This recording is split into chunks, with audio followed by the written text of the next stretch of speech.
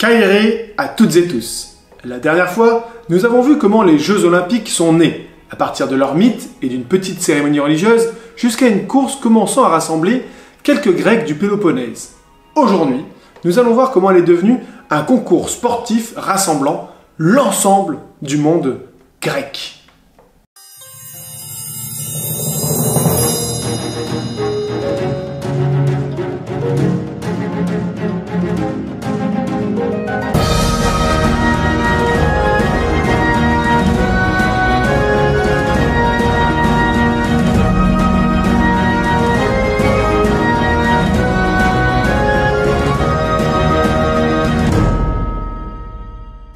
Comme on le disait la dernière fois, après quasiment 70 ans de jeu avec seulement des courses, apparaît enfin en 708 avant notre ère une épreuve un peu particulière qu'on appelle le pentathlon, rassemblant 5 disciplines, le lancer de disque, le saut, le lancer de javelot, la course et la lutte. Cette épreuve est déterminante dans le développement de cette fête religieuse vers un concours purement sportif.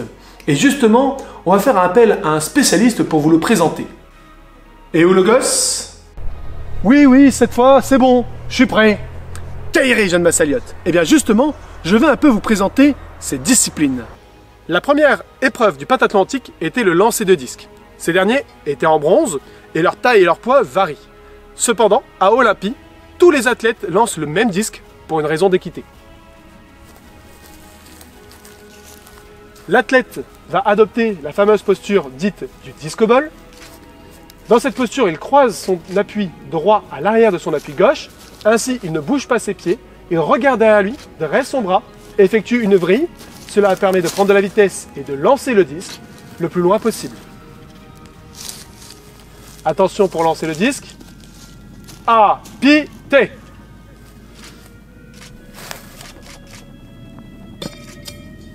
A-pi-té.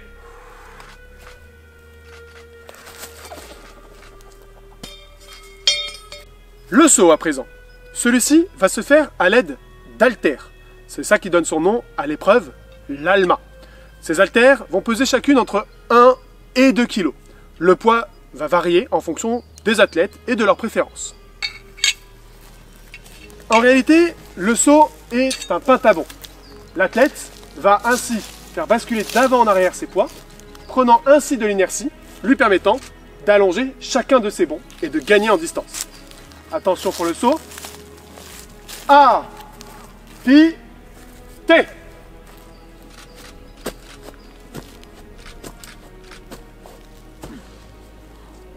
A, pi, té.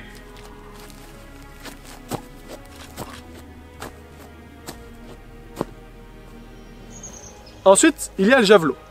Celui-ci est très léger, généralement fait en roseau. Il va avoir une petite pointe pyramidale sur son bout. Ces derniers sont très différents des javelots de guerre, bien plus lourds, faits pour tuer. Et heureusement, les stades étant extrêmement étroits, il vaut mieux prendre des javelots de ce type-là en cas d'accident. Pour lancer le javelot, on va utiliser ce qu'on appelle un ankylé, un lien de cuir ou de tissu qu'on va venir lover autour de la hampe pour ensuite pouvoir le lancer et lui donner une rotation. Ainsi, on va stabiliser la trajectoire du projectile. Athlète.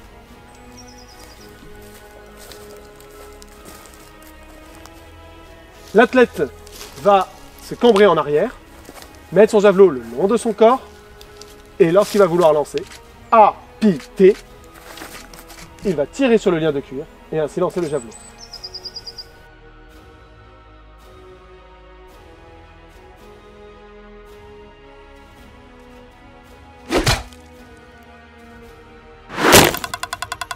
La quatrième épreuve, c'est la course.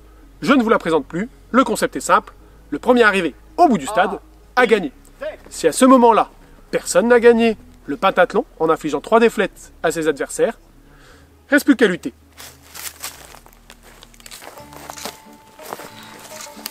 Halte.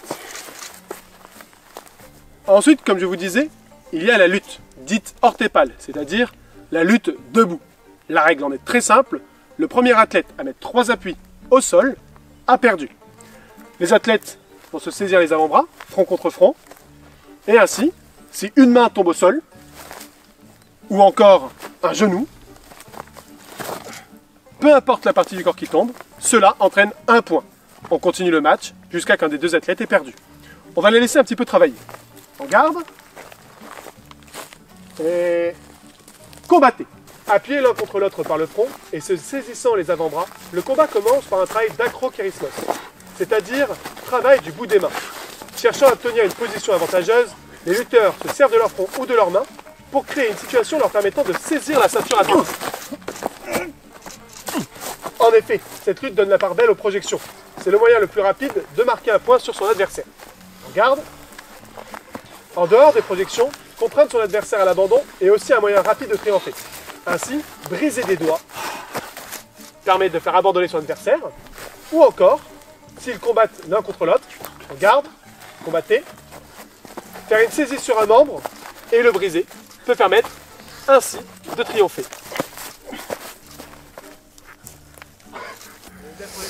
Ainsi, vous pouvez partir. Le dernier athlète, encore debout dans le stade, est incontestablement le vainqueur. Merci Oulogos. Il faut bien comprendre qu'à partir de cette invention du pentathlon au 8e siècle avant notre ère, eh bien, les Grecs pouvaient enfin assister à un spectacle complet, permettant à ces derniers de se confronter dans différents domaines et d'élire parmi eux le meilleur des athlètes. Et c'est pas pour rien si par la suite, certes, le vainqueur du stadium reste celui qui donne son nom à l'Olympiade, par tradition, mais que le vainqueur du pentathlon est nommé vainqueur des Jeux. Et en plus de cela, à Olympie, l'apparition du pentathlon va entraîner une série de réformes. Et la première de ces réformes, c'est de construire de vrais complexes sportifs. Le premier stade est construit justement au cours du 7e siècle. Et à l'origine, c'était deux simples talus qui finissaient devant le temple de Zeus. Ce mot stadion d'ailleurs signifie en grec ancien être debout. On a des origines encore anglaises de ce mot, comme par exemple stand. Et ce stade, à l'origine, eh bien, les Grecs justement, ils restaient debout sur les talus pour assister au jeu. Et en plus de ce premier lieu de scène, apparaissent très rapidement de nouveaux sports. Tout d'abord, en 688 avant notre ère, un nouveau sport de combat, que l'on nomme en grec ancien la pugmatia, que vous connaissez sans doute sous son nom latin, le pugilat. Oui, alors pour la pugmatia, le concept est assez simple. Le premier qui abandonne, meurt ou s'évanouit, a perdu. Et on a le droit d'utiliser uniquement ses poings. Bon, comme on n'est pas des bêtes et qu'on peut facilement se casser les doigts, c'est que c'est fragile ces petites choses-là, eh bien on utilise ce qu'on appelle des imantes, des bandes de cuir que l'on va enrouler autour de ses mains. On va se protéger les mains à l'aide des imantes, des bandes de cuir assez longues et souples que l'on va enrouler sur nos doigts et notre poignet. Bon, l'inconvénient c'est que les frappes n'en sont que plus douloureuses. Mais enfin, faut ce qu'il faut, la santé des mains avant tout. Démonstration.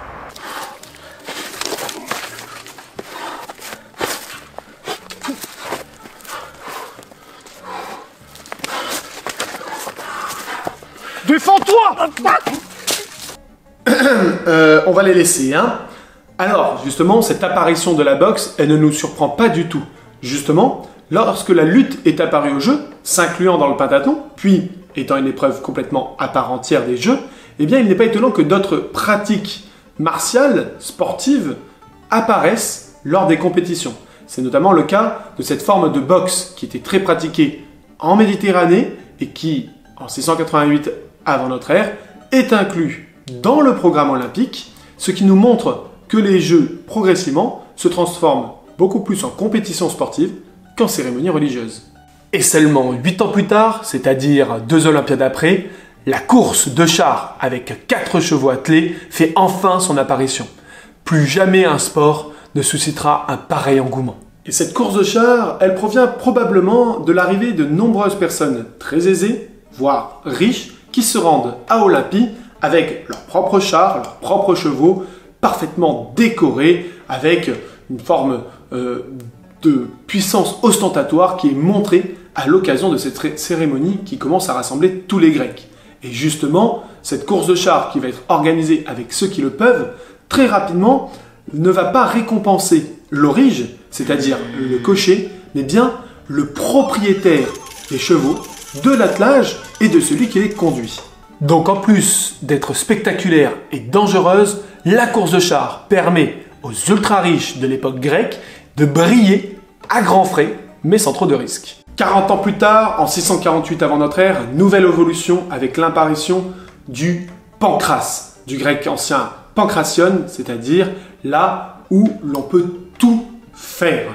Ce sport englobe en gros le meilleur ou le pire selon les auteurs de la pugmatia et de la lutte.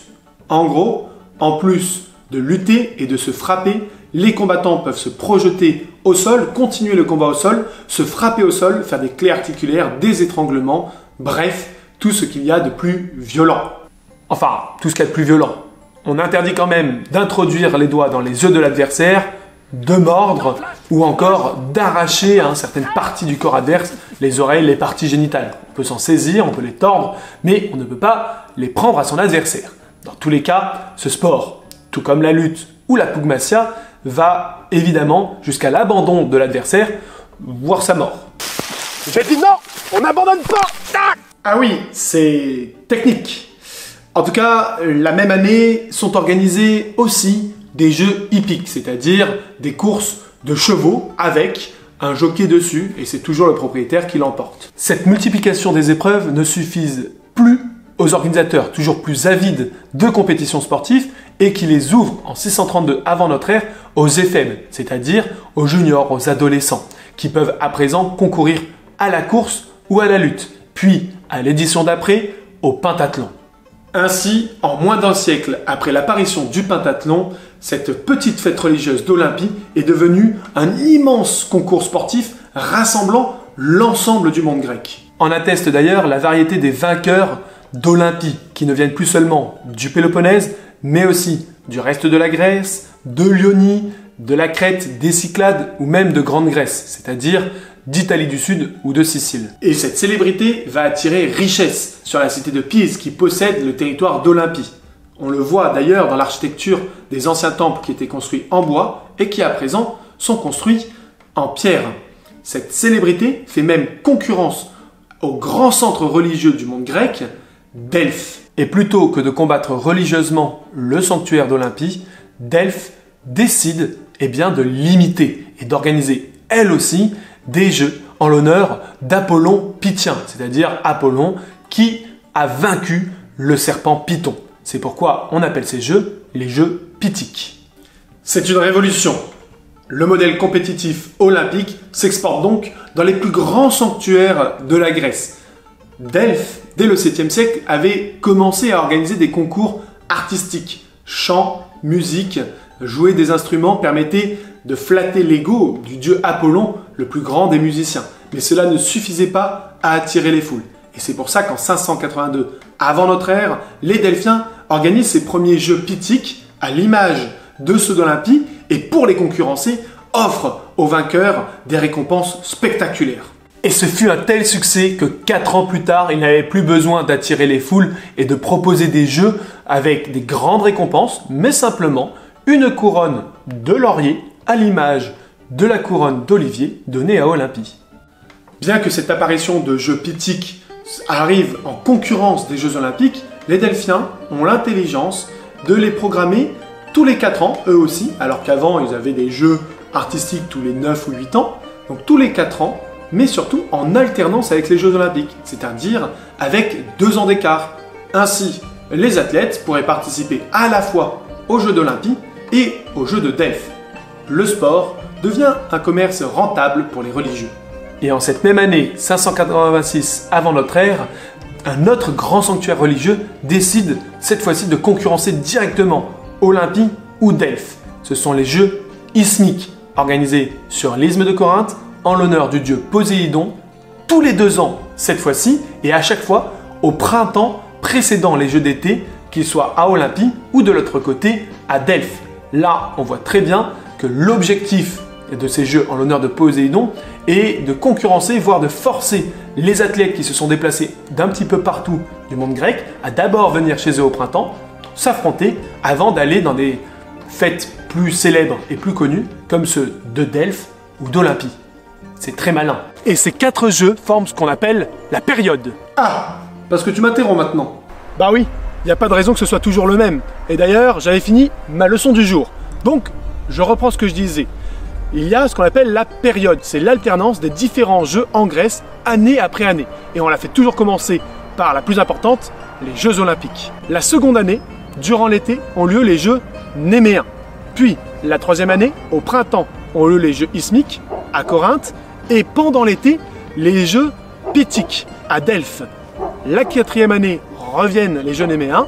Et puis on recommence en cycle avec à nouveau les Jeux Isthmiques et les Jeux Olympiques.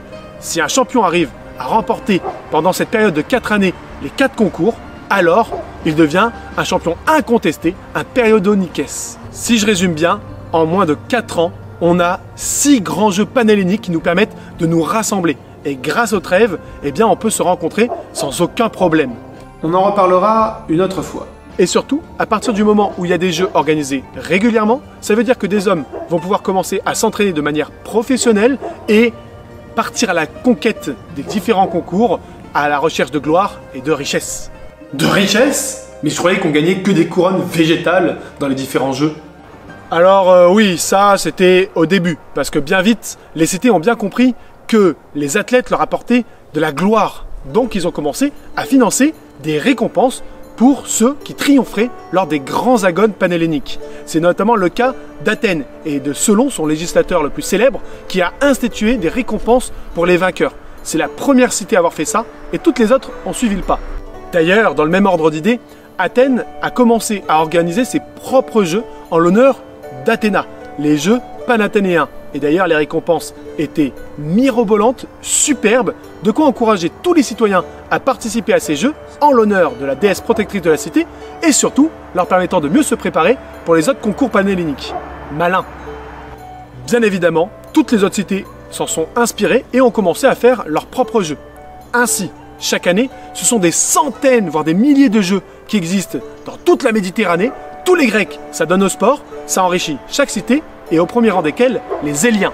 Ah oui, parce qu'il faut préciser qu'en 572, c'est-à-dire l'année d'après où la période est enfin créée, eh bien, l'Élide, c'est-à-dire une petite cité voisine de Pise, s'empare avec l'aide de Sparte des terres d'Olympie, privant la ville de Pise de cette grande richesse et la donnant aux Éliens, qui grâce à ça vont devenir richissimes. Et cela correspond exactement avec la période à laquelle les athlètes commencent à se professionnaliser, puisqu'ils peuvent concourir dans 4 différents jeux à plusieurs périodes différentes et peuvent donc espérer en vivre et amener avec leur victoire la gloire sur leur cité. C'est ça. Et le premier d'entre eux, le plus célèbre, est bien évidemment le lutteur Milon de Crotone, élève du philosophe Pythagore, inventeur de la musculation progressive. C'est un champion incontesté qui pendant plusieurs années a été périodonikès, a gagné 6 fois les Jeux à Olympie, 7 fois les Jeux Pythiques, 9 fois les Jeux Néméens et 10 fois les Jeux Isthmiques. Bref, un champion incontesté qui, en plus de cela, a mené ses hommes à la guerre contre Sybaris. Et d'ailleurs, bon, ce n'est pas le sujet de cette vidéo, mais si ça vous intéresse, je vous mets en description le lien vers la vidéo de l'ami Rémi d'une chaîne un peu musclée, Iron Quest, qui a traité ce sujet. Retenez qu'en cette fin du 6e siècle, les athlètes se professionnalisent et que les jeux prennent leur forme définitive, organisés en 4 jeux principaux durant une période et que l'on qualifiera à présent de panhelléniques, c'est-à-dire rassemblant tous les Grecs. Et ce caractère panhellénique, dont je vous rabâche les oreilles depuis tout à l'heure, fut fondamental dans la création d'un sentiment d'identité commune au monde grec, alors en proie aux dissensions internes et où la norme, ce sont les guerres entre cités. À l'aube des guerres médiques, dont vous a énormément parlé Éologos dans de précédentes vidéos, ce sentiment fut essentiel. Alors on ne peut pas parler de sentiment national, ce serait anachronique, mais à minima de sentiment civilisationnel, c'est-à-dire de sentiment d'appartenance à un même ensemble, qu'il soit religieux, culturel ou social. Ces jeux panhelléniques ont permis aux Grecs de se sentir grecs. Et ça a eu sa petite utilité, notamment lorsque, durant les guerres médiques justement, une puissance immense, bien plus importante que ne pouvaient représenter toutes les cités grecques, déferla depuis l'Asie, c'est-à-dire depuis l'empire achéménide perse, pour conquérir ces petites cités, qui réussirent, bon gré mal gré, à en partie se rassembler pour lutter. Et ils ne se sont pas rassemblés n'importe où, ils se sont rassemblés à Corinthe, sur le lieu des jeux ismiques. Preuve, s'il en est, de l'importance de ces derniers. Bon, et au demeurant, ça ne les empêchait pas, le reste du temps, de continuer à se foutre sur la tronche. Et d'ailleurs, les Grecs ne l'oublient pas, puisque en 520 avant notre ère apparaît la dernière des grandes disciplines, l'opitodromie. C'est une course organisée à la fin des jeux, avec les armes, et notamment la première d'entre elles, le bouclier, où les athlètes vont courir, et le premier arrivé sera vainqueur de cette opitodromie, dernière épreuve des jeux. Ainsi, la fin des agones sportifs correspond avec la reprise des armes au recommencement des agones guerriers. Et cette manière symbolique de conclure les jeux sportifs pour retourner à la guerre conclut 5 jours de compétition sportive. Ce format de cette fin du 6e siècle va devenir peu ou prou le même pendant plus d'un petit millénaire. Et justement, ce sera le sujet de notre prochaine vidéo. Et en attendant, comme on dit par chez nous, portez-le bien.